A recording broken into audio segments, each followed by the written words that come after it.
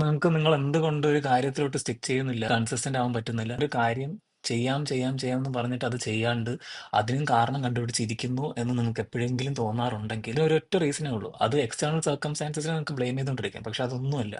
ഇപ്പൊ ഞാൻ for example നിങ്ങൾ ഒരാളെ കാണുന്നു, നല്ല ബോഡി, നല്ല ഫിസിക്, നിങ്ങൾക്കത് വേണം. പക്ഷെ നിങ്ങൾക്ക് അതിന് എഫേർട്ട് ഇടാൻ പറ്റുന്നില്ല, താല്പര്യം വരുന്നില്ല, ചെയ്യാൻ പറ്റുന്നില്ല. ഒരാഴ്ച പോവും, പിന്നെ അങ്ങോട്ട് വീണ്ടും പഴയ ഹാബിറ്റ്സിലോട്ട് പോകും. You don't want it bad enough.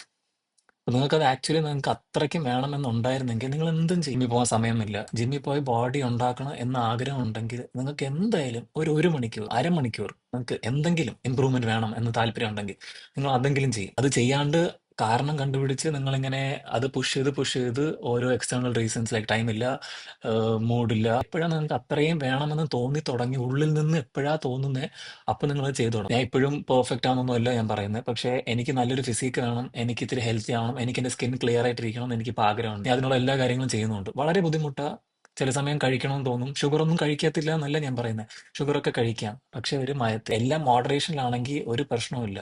നമുക്ക് എന്ത് തോന്നിയാലും അതിൽ ഇൻഡൾജ് ചെയ്തുകൊണ്ടിരുന്നു കഴിഞ്ഞാലുള്ള പ്രശ്നം എന്താന്ന് പറഞ്ഞാൽ നമ്മളങ്ങനെ ചെയ്തുകൊണ്ടിരിക്കും. ഞാൻ ചെയ്തിട്ടുണ്ട്.